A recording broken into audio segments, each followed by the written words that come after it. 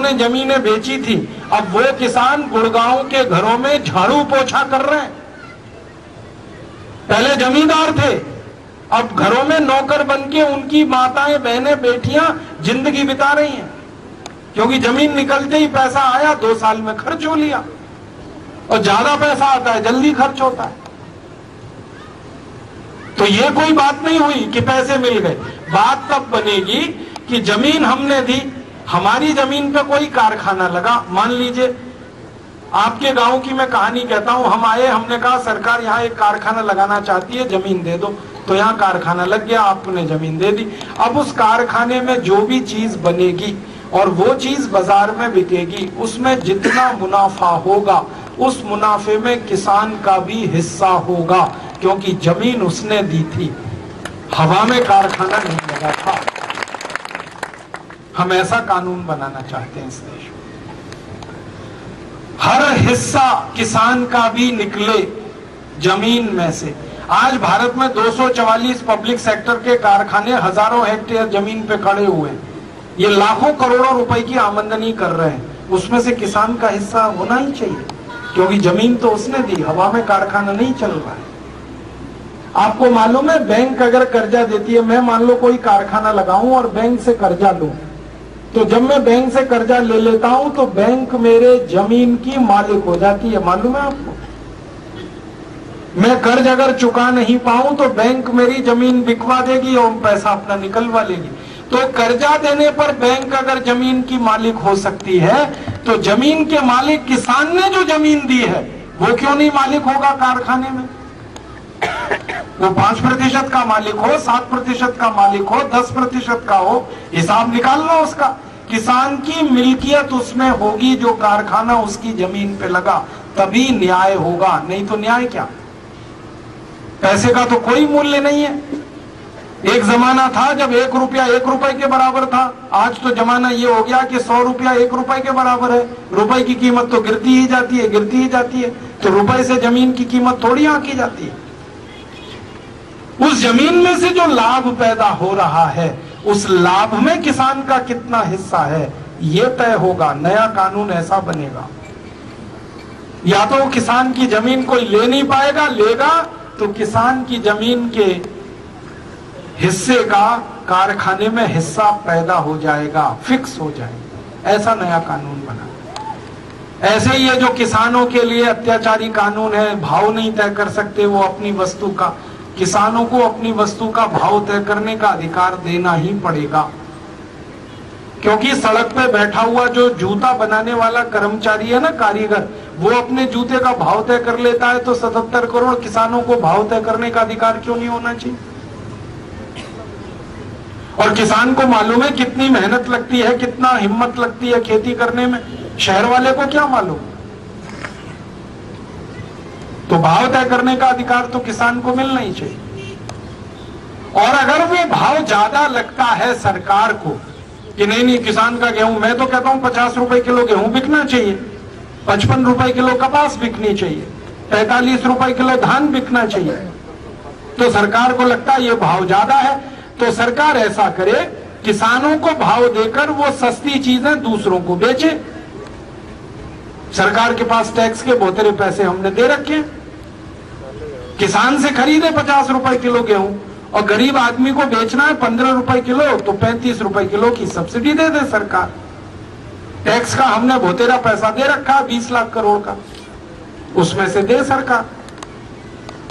तो आप बोलेंगे वो पैसे नहीं निकले, तो मैंने उसका हिसाब निकाल रखा, वो पैसे निकल आएंगे। कैसे निकल आएंगे?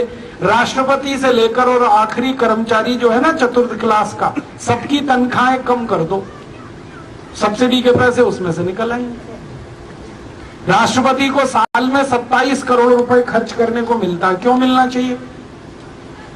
राष्ट्रपति है, कोई भगवान तो नहीं है ना। एक साल में 27 करोड़ खर्च करे राष्ट्रपति, और यहाँ एक आदमी को एक दिन में खर्च करने को 20 रुपए ना मिले, राष्ट्रपति को एक दिन में खर्च करने को 7.5 लाख रुपए मिले। ये कौन सा देश चला रहे हैं हम? राष्ट्रपति तो हमारे वोटों से चुना जाता है ना, मालिक तो हम है, नौकर तो वो है।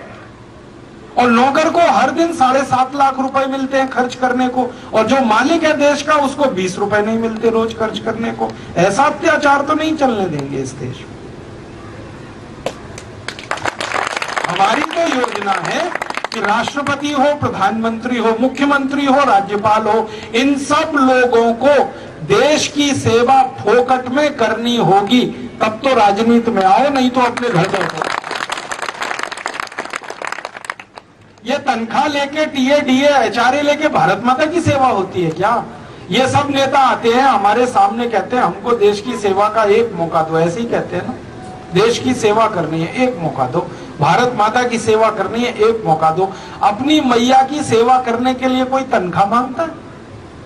आप अपने घर में अपनी माँ की सेवा करते हैं, मान लो पैर दबाते हैं अपनी माँ के, तो अपनी अम्मा से कहते हैं अब टीए दे दे, मेरा डीए दे दे, सैलरी दे दे मुझको, और हर साल बढ़ा के दे, क्योंकि मैं पांव दबा रहा हूं तेरे।